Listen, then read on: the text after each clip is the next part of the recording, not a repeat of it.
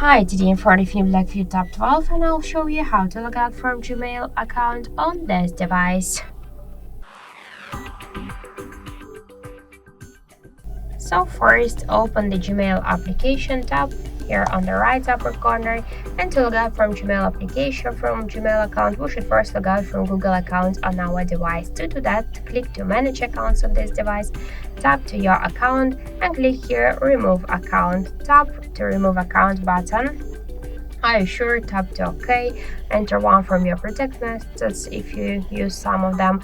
And now in Google account settings, we can see that we just successfully logged out from Google account. So let's go back to the Gmail application, and we can see here also that we just successfully logged out from the Gmail application. So that's it. Thank you for watching, and if you find this video helpful, leave thumbs up and subscribe our channel.